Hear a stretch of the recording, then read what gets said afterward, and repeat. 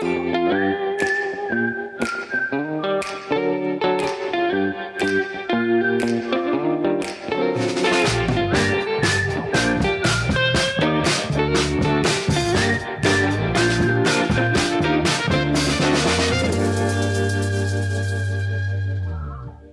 back to the Schmozone Podcast. This is episode number 102 already. My name is Helen with Helen Yee Sports, and I'm being joined by the one and only Dave Schmulenson, a.k.a. the Schmo. And our guest today is the beautiful and very talented Miss Amanda Ribas. Hello, everybody. It's good to see you. Good to see me. Good to see you. It's good to be here, too. It's a pleasure. Thank you. You always have a ball of energy, great personality, and you just fought right here, UFC Vegas 54, Flyweight. Your second Flyweight fight in a row. You're going back and forth between Flyweight and Strawweight? Yeah, this is my second time in UFC in Flyweight. I'm feeling good. I think in this weight division I am more strong. I can eat more. I think this is better for me for this time. But I don't know what time I will come back to 115 because it's my original weight division. I like that too for me. And in 115 I am more fast. And I like that too. So I don't know now which one I will pick. So do you kind of let the matchmakers know that, hey, I'd rather fight at strawweight for this upcoming fight or flyweight? Or do they kind of just present you an opponent, whether it is at 115 or 125? Yeah, I will make this good option for them. I can fight in both. And I think my next step depends with who they will put me to fight. And we are looking this for the best schedule. And we are seeing. How do you maintain always such the best energy? Like such a great, so bubbly positive. Personality. Oh, so positive. You were just in a war with Katlyn Chookagian, who fought for the flyweight strap in the UFC. So a big fight for you. Only big fights for you. You have amazing victories. 11-3 record. One of the top fighters, I would say, in both divisions. Oh, thank you. It's good to listen to this. I think I'm not always in a good vibe, but I really believe if I wake up and like really sad, because there is a days we wake up sad, but if I put this sad in interview or if I will do something with bad vibe, I really believe this bad vibe will come back and just make a baddest vibe than the bad. So I believe, okay, I wake up not too good today, so breathe and put the best energy. Even I fake the best energy, I really believe this best energy will come back. So if I'm not good today, but I need to do something, okay, let's go do it. I need to do, so I will do my best. And this happened. And for me, this works. And I like that. And about the fight, it's always a huge fight for me. I like this. This last fight, I didn't win. But I think I did great job. Of course, I made a lot of mistakes I need to correct, but I think I did good. I love the mindset and the mentality that you have. And I also saw that afterwards, after your fight, your dad said that you had a bicep injury going into it. So how is your bicep doing? He is still here. It was crazy. I heard one boxing training before, and I throw a punch, and just the muscle just did like boom. And my dad, no, this is nothing. Come here, I will do massage. And I mean, okay then. And I were at the physiotherapy, and she said, okay, we need to do exam. And me, I won't fight. And I still training, but with other arms and legs. And my jiu-jitsu, I didn't roll, just drills. And I feel better, but not doing all the strength because it was hurt. But yeah, I think all fighters when start a camp or when the end of the camp have some injury. But this was a little hard injury. And now I were at the PI today and I will do a surgery to get better and my 100% because bicep surgery is fast. It's not don't take a lot of time. So it will be better for me to get my 100%. So I think in 2 months I will be back. Was it like a tear, a tendon tear in your bicep? Yeah. I don't know if you can see. It's a little big here. This tendon is here and he and just bump. Ouch. Was there ever any consideration of pulling out of the fight leading up to it because of the injury? For me, no. I think because I was so interested for the fight. I was training so hard. And I think if I was without one hand, no, I will fight because I won that fight. I was really excited for that, for the opportunity, you know. Imagine that I am 115. I was in 115, just 115, and then UFC offered me the number 1 of 125, and me, okay, with arm, with leg, no leg, I will fight. And I think that I trust in the physiotherapy because my physiotherapy was really good, and the coaches and the training and in God and in myself, and I think I did good. For sure. Yeah, and you went the distance with her. So do you feel that in the future you would like to have a rematch against her? Maybe. I think yes, because she is a huge fighter and she's still number 1, and maybe we can have, yeah. What a lot of people, unless they're diehard fans, don't know about you too is your whole family really competes in mixed martial arts. Your father is a legend. Legendary fighter in Brazil. He's been in some wars. Talk about kind of the pressure growing up following his footsteps. Did you feel pressure at all? Did you always know you were going to be a fighter because of it's in your blood, your DNA, and your family? I think I had this pressure when I was young. A lot of pressure. Like in children, if I win, okay, she is the son of the teacher, so she win. If I lose, the son of teacher lose. Oh my goodness. And when I was young, I can't separate like my dad to my coach. So when I were home, my coach make me sad today at the training, so I don't like him. Now I know how to separate okay, now he's my dad and now he's my coach. And now he does this too because it's hard. It's not easy. But now I think it's good for me because I have someone that I can trust. And in MMA arts, it's harder because now there is not a lot of, but there is money involved. There is a lot of things that I need to think, not with my heart, but with the brain. Yes. And when I have somebody that I can really trust, is perfect for me. And I have my dad, my mom together is better, is the best. What was your dad's initial reaction when you first told him that you want to be a professional fighter? He loves us. In judo, he didn't like too much because for him, and I agree with him, in judo I hurt a lot. It's crazy to say that. MMA fighters saying this, but in judo, I hurt a lot. These were in judo. My knee, I hurt in judo. My shoulder, I hurt in judo. And in MMA, this one is the first one that was really, really different, no. Really Different, like surgery, like his first surgery. Yeah. Because after it was just little purple and just easy things to fix.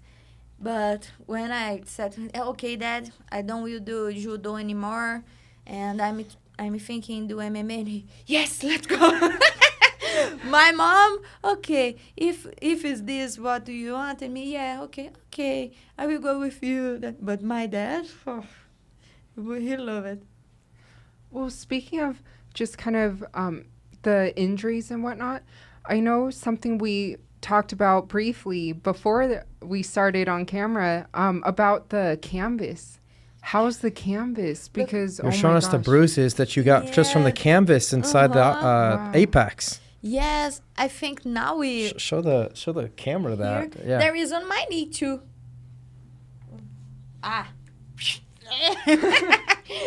Yeah, I think now we don't swipe anymore.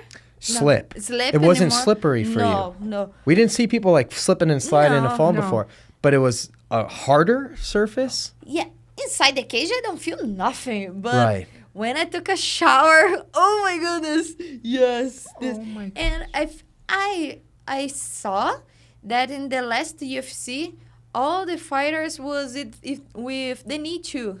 I think Bruises on their knees. Yeah, bruises on the knees too. I think they change. Maybe they change. Yeah. It's interesting because like a couple of press conferences ago, I think it was someone brought it up at the Colby Covington Masvidal fight about talking about the slippery canvas. And we didn't think too much about it. I just always assumed it'd be more slippery because remember at the beginning of COVID where they'd spray down the like the mats after every match for sanitation. Then they stopped doing that as time progressed. I just assumed that it was making the surface more slippery, but maybe after people talking about it, they experimented a little bit. That would make sense to me. Maybe they changed something. I think yes, because my last fight before the Katlyn, I didn't feel nothing about this or that. Yeah, we need to see that, but I think something changed because every fighter, all fighter. Yeah. Who else did you notice was having those on the? I forgot her name but Alan, I saw his knee too. Yeah. Yeah. Your mom, does she watch all the fights like your father? Because you were kind of saying a little bit earlier that your mom it feels a little bit differently about it. Is she watching all the fights? She watch, but she always go to the doctor because I don't know what happened. My stomach is hurting. My heart is starting to... And the doctor, okay, mom, your daughter will fight. And she, yes. She make confused, but she all the times, she start to take medicine to calm down. Yeah. But I don't like to see her before my fight because it's until at the training, if I will do some sparring or something really hard, if I saw my mom, I start to cry. I don't know why. I think with my mom, I start to be a baby, because of that. In Brasilia, when I were to fight there, my mom, she said, okay, is in Brazil, I will go to see you fight. And me, okay, mom, but I don't want to see you. And she okay, but she didn't because was the COVID, everything. But we fight. I can't see her before my fight because I know I will cry. I don't know why, but I don't like to see her. But your dad's like the opposite, right? Yeah, I think with my dad, I get much strong, With my mom, I start to be a baby. So this past weekend, Charles Oliveira has been in town this whole time. Yeah. And everyone's talking about him. He's the talk of town. He's just beaten a lot of the top guys in the lightweight division. Curious from your standpoint, I'm sure you guys ran into him a bunch at the Fighter Hotel. He's living large. I mean, it's kind of weird, though, because of the situation of weighing in 155.5 pounds. They stripped him of the championship belt. But everyone else sees him as the champion. Yes. He's kind of walking around like he's the champion, though, still, yeah? And for me, he is. Yes. He is a really champion. And, he is really technical. He is champion. And he has a really humble heart. He were there with his friend, training with him, and walking like, okay, I'm here to help him. If I need to sleep on the couch, I will. He is really a really good person, Before the fight, he were warming up with Alan, and I was looking, okay, he really, it's a really fighter, really champion. I like him. Like a champion inside and out. Yes, he deserved the title. For me. The Schmo once asked you the top 5 Brazilian fighters of all time. And in all fairness, when I asked you this question, Charles Oliveira had not gone on the tear that he's been going on. He hadn't beaten Dustin Poirier to that point. He didn't go ahead and beat Tony Ferguson to that point. He didn't go ahead and just beat Justin Gaethje the way he beat him and Michael Chandler, like the reign he's been on. So I have to ask you, where does Charles Oliveira stack up now against the greatest fighters from Brazil? He's got to be up there now. Most submissions in UFC history, most finishes in UFC history. He's quietly getting himself up there, right? Yes, for sure. I think he is the number one right now. Not the champion, but the number one in Brazil because he's a truly champion. He came from the favela, and he is being inspiration for a lot of children. He helped there, and for me, is the best part from him. Yeah, of course, there is a lot of technical and strong, really strong punches. This is amazing. Is Charles Oliveira knocking on the doorstep of becoming the greatest lightweight in UFC history? No. I think Khabib needs to come back, Yeah. I think. Maybe. Imagine Charles against Khabib. Oh, my goodness. Wow. Really, imagine that. That's the fight. But that's what. So let's say Charles. My theory. The only way to potentially get Khabib to come back is if somebody beats Islam. So Charles fights Islam, and let's say he submits Islam. He's the one to get him to tap. That could get Khabib out of retirement to fight Charles. But I think Khabib has a really I say I don't will. He didn't change his mind. I think. Yeah, I don't. He thinks like. Yeah. But maybe imagine if somebody beats his friend. Okay, Khabib, let's go with Charles. Imagine that. I agree, though. I don't think he comes back. But if there's one fighter who could draw him out of retirement, I think it's Charles. Just because, let's say he continues this win streak and then he beats Islam. That would be the only way I could see Khabib coming back. Yeah, for sure. That would be crazy. Yeah. I know. It would be hard to think, who would win that fight? Charles. Charles has the tools. I mean, he welcomes fighters. He goes on his back. He wants them to come in the guard and, jiu-jitsu. That's his specialty. Yeah, and he trusts on that, and he didn't forget this because some fighters... I need to be careful with this too because I am jiu-jitsu girl, judo girl. But I train striking too. And sometimes we trust a lot in our hand and we forgot that I am jiu-jitsu. So, and he didn't. He always remember his jiu-jitsu. He trusts in his hand, but okay, I'm better in jiu-jitsu.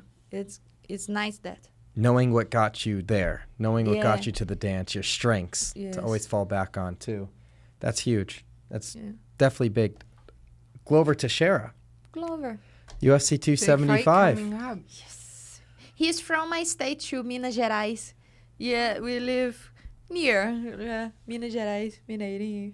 What an inspiration to become champion in your 40s and to be at the top of the game now. And he's only fighting the young killers. And he's got Jiri Prochazka, who... I wouldn't say he's a wrestling and jiu-jitsu specialist by any means, but he's got some crazy striking. Stylistically, that's going to be a fun one to watch. For me, he is a star. One time I were at the UFC training and everything, and he was like a warrior, Everybody was sitting okay, no camera here, nobody here, no fans, and talking. And he was with that hair. Yes. And me, hey. I didn't talk to him. I was, hey, relax, man. And he still, oh my goodness. But Glover, imagine. I think he showed to everybody, if you trust, if you train, age, you don't care about age, about nothing. It's amazing. It's so inspirational, too. It's amazing. And he's strong, technical. I like.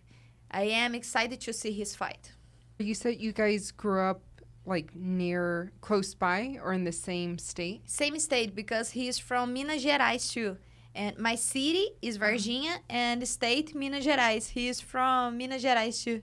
Yeah. That's awesome. Yeah, it's nice. When he get the belt in Abu Dhabi, there is a lot of mineiros, that the people from state of Minas Gerais there. And a lot of Minas Gerais here. That's nice. Not just Brazilian, Minas Gerais, because of him. Yeah, that's nice. A lot of people. Yeah, that's I love how supportive the country is of this, especially this sport too. Like I would argue Brazil's got the biggest, largest fan base in the entire world for MMA, at least notoriously from the start of it. Like let's say the UFC in the early 1990s through now, like there's always a Brazilian champion. There's always a Brazilian champion. That's nice, Julianna, because I think the MMA in the beginning, Vale Tudo, right, were start in Brazil with a lot of fighters, and that's nice to see everybody together.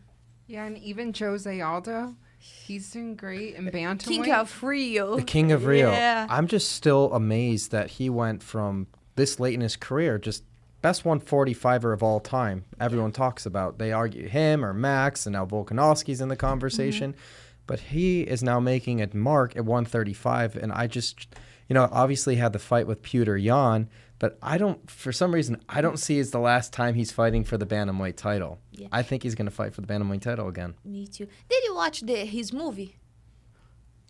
Guys, it's we need to watch his good. Really good. It's like it's almost Hollywood, It's really good. They start to talk about his scar. His scar. Crazy scar. Yeah. Please watch. I forgot the name. Do they talk about his soccer career too? And just a little bit. Okay. But they talk about his life, how he goes to Rio. Yes, his training, his wife. It was amazing movie. Amazing. We need to see it. I wonder if it's on the streaming. Is it like Netflix? You guys have that? Or? Yes, Netflix. Yeah. I don't know if having YouTube too. YouTube? Yeah.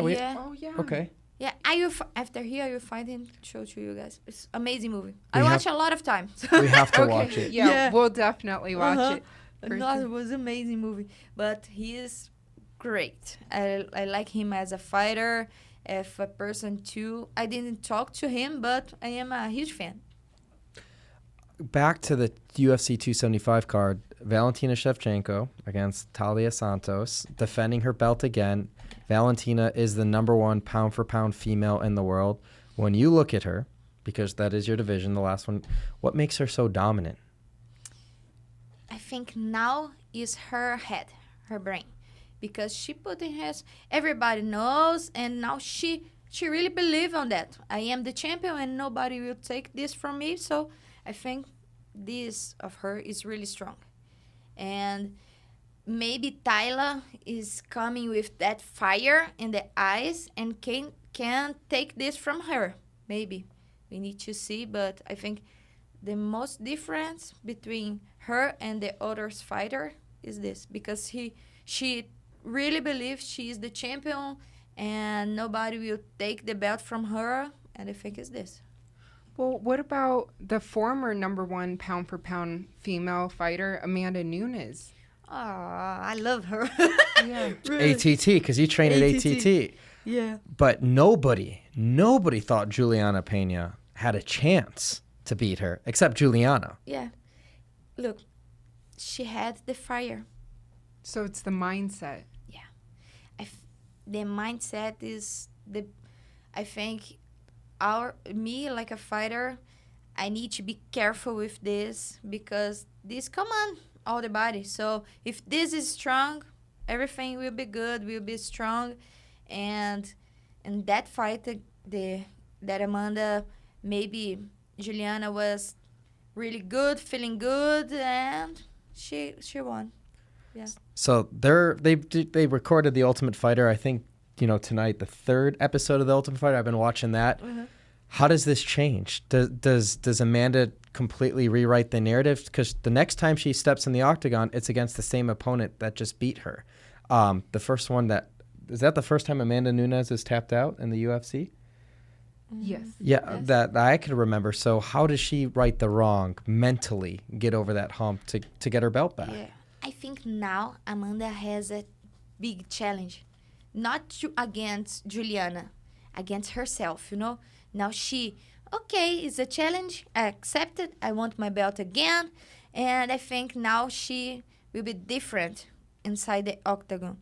Not because the last time she was weak. No.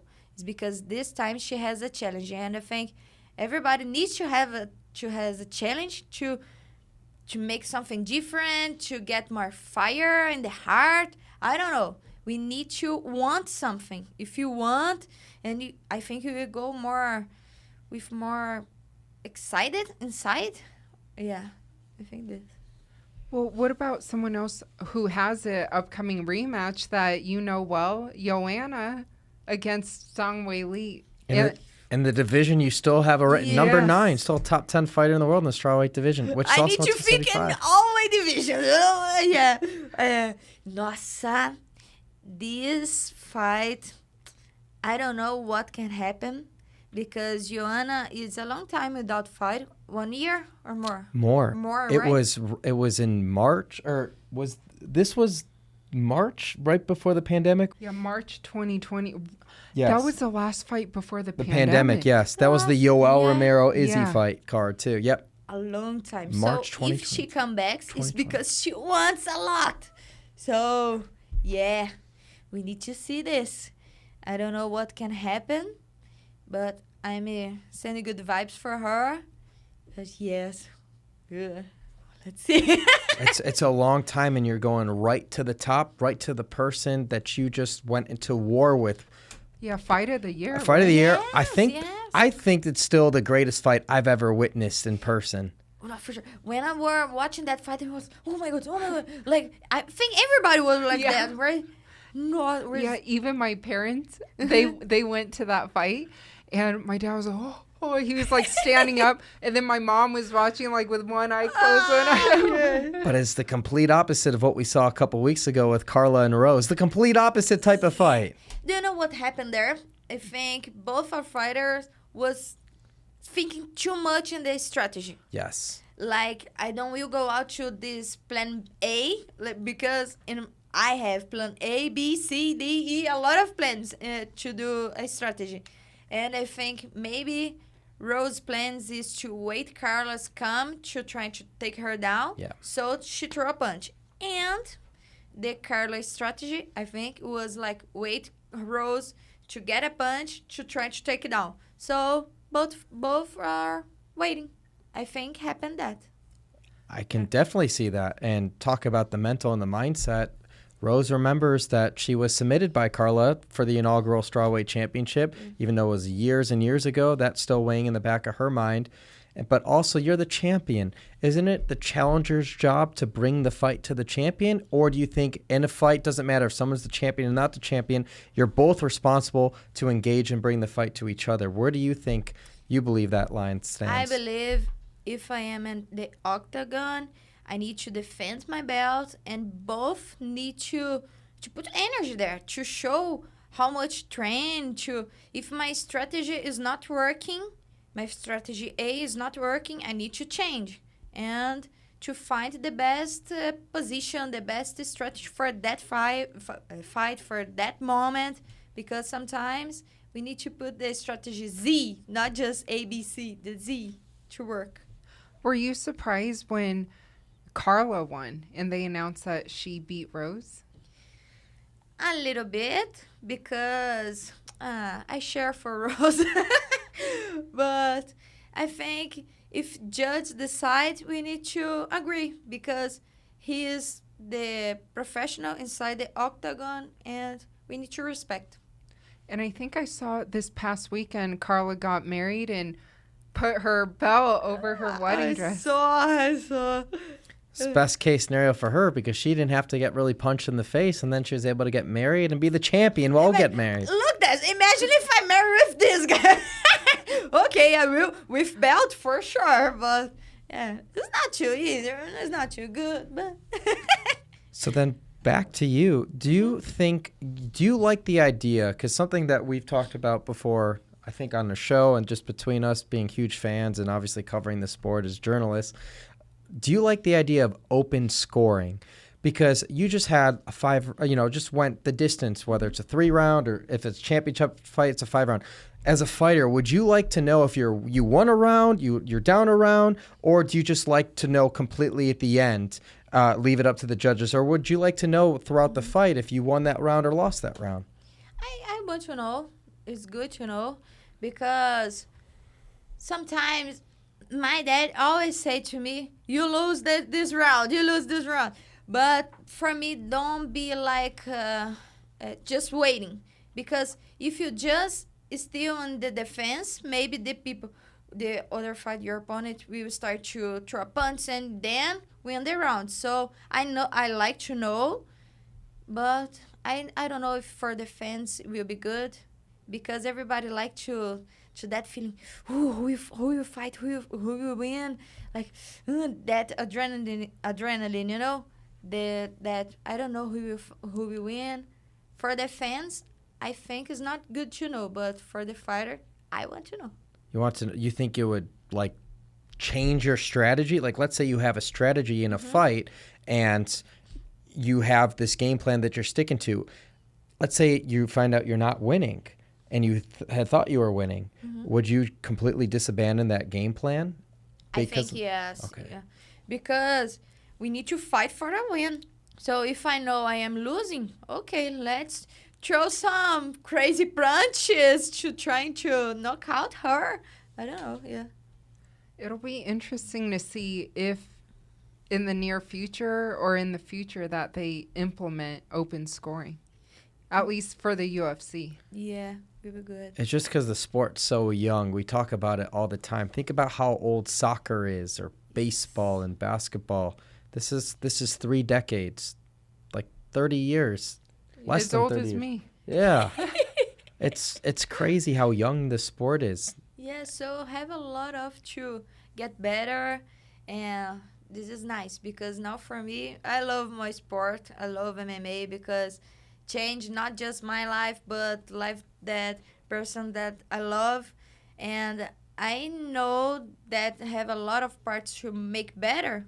Yes, really And you're good. so very young, so in your 20s. Yeah, 28. But still, in your 20s. Glover's in his 40s and he's champion. I'm not saying you have to wait that long, but think about all the guys in their late 30s and 40s. The Michael Bispings, Glover Teixeira, like the Daniel Cormier that won so late. Yes. Even Charles, it took him a long time to be champion. Mid-30s. Look this. So I have time to get the belt. Age is just a number. Yes. It's the mindset. Yeah, mindset. Yes, that's true. So after your fight, you've been in Vegas just kind of enjoying everything, right? The city for a couple days? Yeah, I'm enjoying the city, enjoying the PI because I the last time I didn't work there because the COVID and everything, and now I did the exams. I meet the food there because it's good food for the fighters, the physiotherapy, the cage inside the PI, and yeah, that's good. I like it. And you're 50 G's richer because you and Katlyn did get fight of the night. Okay, after here, I will go to Outlet, you know. My dad is on... is Spa. My dad is on Spa. I will go to Outlet to shopping. So, okay. Living it up. But you didn't bring those Schmo glasses. You're the only female fighter I gave those Schmo glasses to today. I forgot. You had more important things. I know. Yes, it's okay. yes, I forgot. But I have it. My boyfriend saw your picture with the glasses and you have glasses to me. Yes, I forgot. Yeah, he's a different guy without the glasses, right? Really, totally different. Totally. When you put your glasses, you start to... I mean, yes, no. Yeah, I said it's like me when I put my hair to the top to a fighter. I change. You change. Feed off of your energy. It makes it so much easier for me. I like it, though. It's different. It's different. It's funny, right? Yeah. It's like, I don't know, like turn on, turn off. Oh, yeah. Yeah. That's true. Yeah. It's fun. Yeah. It makes things interesting. Mm-hmm. For sure. Not just the same boring. I'm looking to him right now, waiting there. I'm waiting. So how much longer do you have in Vegas before you head back? A couple more days? More 2 days. 2 more days. Yeah. Gonna do Red Rock. You're telling us on the way here you're gonna hike Red Rock? Yes, I will go there with Alex and my dad, my boyfriend, and his sons too. I want to meet there the river, and maybe we will shoot something. Ooh, shooting guns. Shooting guns? Yeah. Do you know what you're gonna shoot? No, I don't know if I will I know how to do it. I don't know how to do it. He needs to teach me. Let's go see what happens. Just make sure you have earpieces too. You don't want to blow out your ears. Yeah, it's really loud. Very loud. He said he have everything. Good. I don't know if I will do with a true, but Yeah, and it's Alex Davis yeah, for American Top Team Nevada. Yeah, my manager. He is awesome person. Yeah, he's great. We saw him. We saw him in Phoenix Arizona, a couple weeks ago. Yeah. He is in everywhere. He talk with everybody. He's great. He went to lunch with us actually too. Really? You know what? One day I went swimming, and he was there. I saw him when I was swimming laps. He loves swimming. Yeah, he's good. Yeah, and judo and swimming, he did a lot. Yeah. It's a great active lifestyle. Well, Amanda, we really appreciate you coming on the Schmozone. Always positive energy with you. You're the best. What would you like to leave the audience? Feel free to say anything that you'd like. Oh, thank you guys to invited me, to bring me here to our house. Your house is good here. And hey guys, thank you to all the vibes that you guys sent to me, to my fight. And after the fight too, it's amazing. And wait, because I will be back soon. But we don't know if it's going to be 115 or 125. To be determined. Yes, this I think nobody knows. You know? Just God. But yeah, this you need to wait too. All right, one question though. If you had to guess, perfect world, where do you think you would fight for a title first in the UFC? 115 or 125? I think now 125. Okay. Yeah. 135. I'm kidding.